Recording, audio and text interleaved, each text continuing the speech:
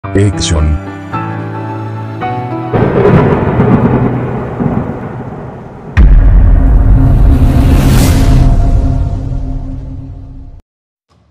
Assalamualaikum warahmatullahi wabarakatuh. Apa kabar Sobat Miracle?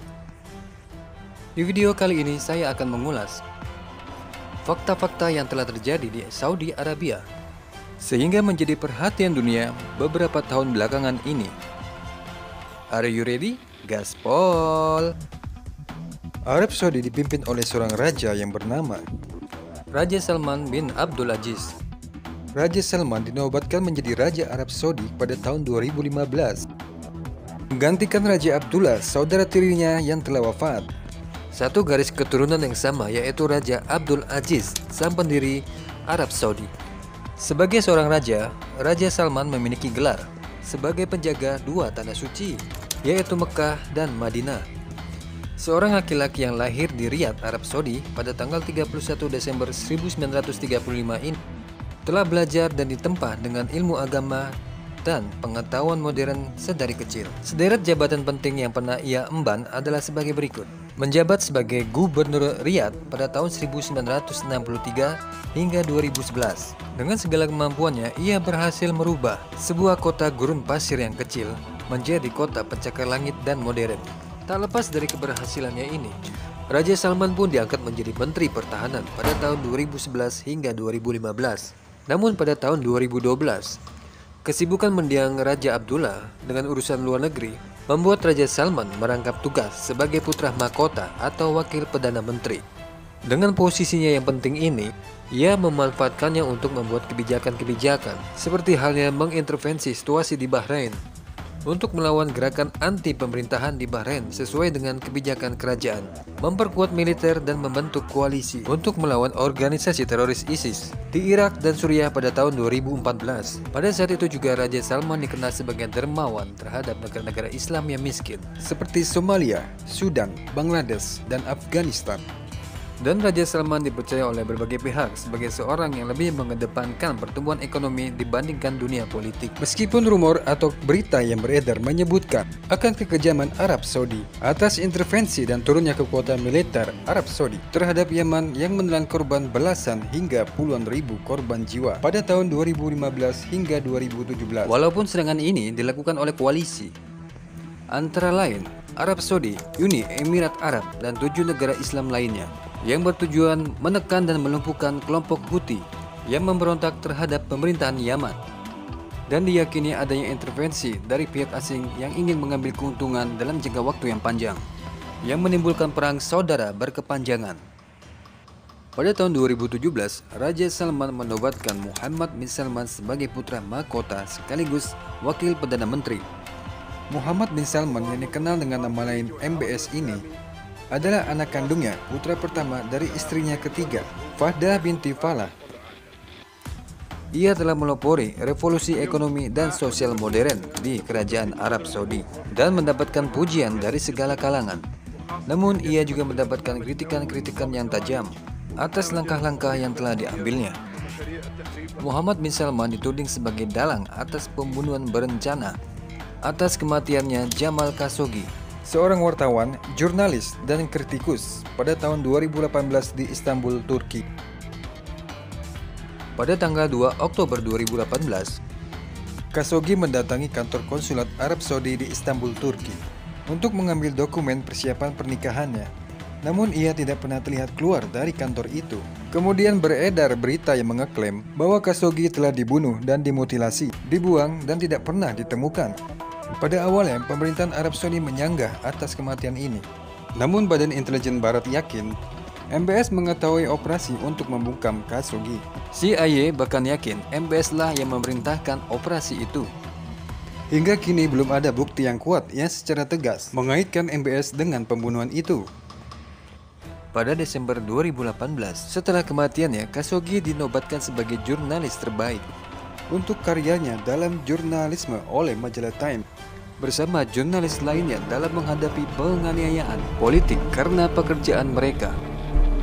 Seorang laki-laki yang lahir pada tanggal 13 Oktober 1958 di Madinah ini mengenyam pendidikannya dan mendapatkan gelar BBA, di Indiana State University, Amerika Serikat. Khashoggi begitu familiar dan sangat dipuji-puji oleh dunia barat karena karyanya di dunia jurnalis yang selalu memberikan kritikan dan mengecam kebijakan-kebijakan MBS dan pemerintah Arab Saudi secara terbuka. Extraordinary job in that investigation to put together a very, open and closed case.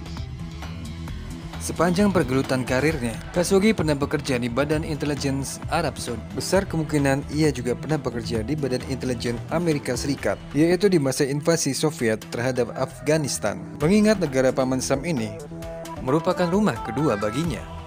Berawal di masa-masa pendidikannya di Amerika Serikat, kemudian sebagai dubes Arab Saudi untuk Amerika Serikat, serta bekerja sebagai penulis di Washington Post Amerika Serikat. Adapun kritikan-kritikan Khashoggi terhadap kerajaan Saudi antara lainnya adalah Arab Saudi harus kembali ke iklim pra 1979 ketika pemerintah membatasi tradisi garis keras Wahabi. Wanita saat ini harus memiliki hak yang sama dengan pria, dan semua warga negara harus memiliki hak tersebut untuk mengungkapkan pemikiran mereka tanpa takut dipenjara. Ia pun memiliki harapan kebebasan pers yang independen terhadap pemerintahan nasional. Sebagai seorang wartawan atau jurnalis di tengah-tengah konflik Timur Tengah yang telah memakan banyak korban jiwa dan peradaban manusia, telah melahirkan seorang Khashoggi yang memiliki pandangan sebagai Islamis politik demokrasi. Hingga sekarang Timur Tengah masih saja diwarnai dengan konflik dan ketegangan. Adalah buntut konflik perbedaan pandangan antara Islam Sunni, Islam Syiah maupun oposisi lainnya yang telah diintervensi pihak asing. Khashoggi berpendapat bahwa pemerintah Arab Saudi harus bisa menerima dan menerapkan politik Islam yang berdemokrasi demi kebangkitan Islam di Arab Saudi yang lebih konservatif. Presiden Turki Erdogan adalah yang telah berhasil menerapkan Islam politik yang berdemokrasi menurutnya. Sementara Khashoggi pun mengkritik blokade yang dilakukan oleh Arab Saudi, Uni Emirat Arab, Mesir dan Bahrain terhadap Qatar pada tahun 2017.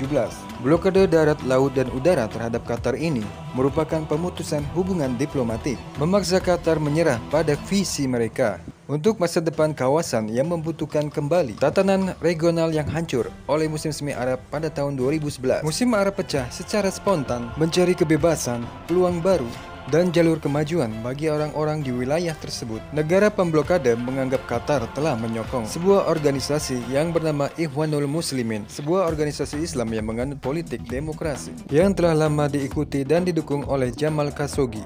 Menurut tulisan Khashoggi di salah satu blognya, tidak akan ada reformasi politik dan demokrasi di negara Arab manapun tanpa menerima bahwa Islam politik adalah bagian darinya, dan sebuah kesalahan yang besar jika Arab Saudi tidak dapat merangkul Ikhwanul Muslimin. Walaupun kini blokade terhadap Qatar telah dihentikan dan terjalinnya kembali hubungan diplomatik antara negara-negara tersebut.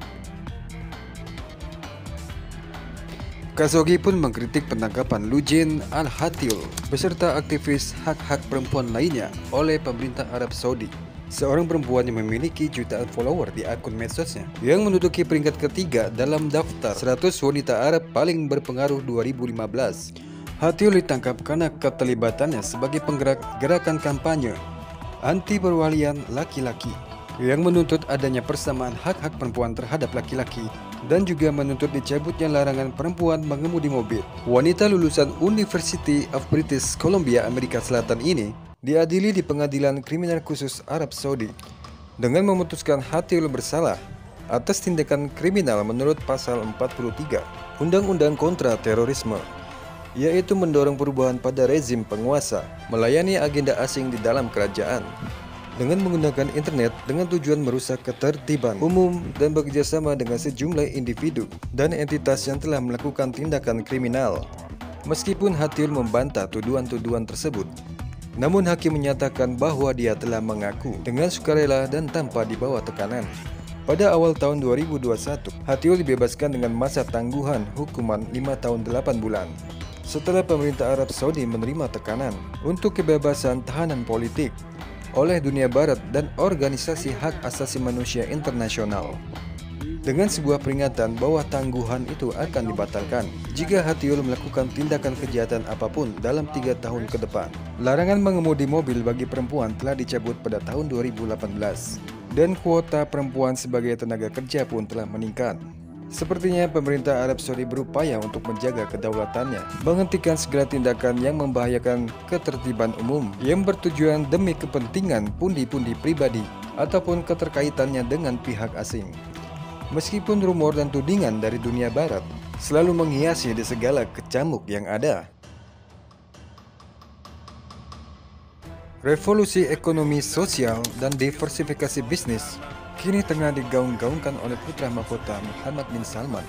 Diversifikasi bisnis selain bisnis utama mereka yaitu minyak adalah sebuah strategi yang menjadikan Arab Saudi sebagai pusat logistik global, yaitu peluncuran maskapai penerbangan nasional yang kedua, memposisikan Arab Saudi sebagai pusat logistik yang menghubungkan 3 benua yang diyakini akan membantu sektor lain seperti para wisata, haji dan umroh untuk mencapai target nasional mereka. Seperti yang dikutip oleh Reuters, media berita internasional, MBS telah mempelopori Arab Saudi untuk meningkatkan pendapatan non-minyak menjadi sekitar 45 miliar rial atau setara dengan 174,5 triliun rupiah pada tahun 2030 mendatang. Menjadikan kerajaan sebagai pusat logistik global tentunya akan mencakup pengembangan pelabuhan, jaringan kereta api, dan jalan raya. Akan meningkatkan kontribusi sektor transportasi dan logistik terhadap produk domestik bruto menjadi 10% dari 6%.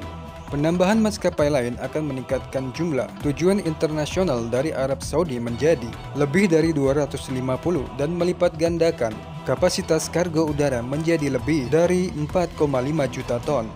Media lokal melaporkan awal tahun ini bahwa dana kekayaan kedaulatan kerajaan PIF berencana untuk membangun bandara baru di Riyadh sebagai bagian dari peluncuran maskapai baru. Dana tersebut adalah kendaraan utama untuk meningkatkan investasi Arab Saudi di dalam dan di luar negeri. Ketika Pangeran MBS berusaha untuk mendiversifikasi ekonomi kerajaan kaya minyak melalui strategi visi 2030 miliknya.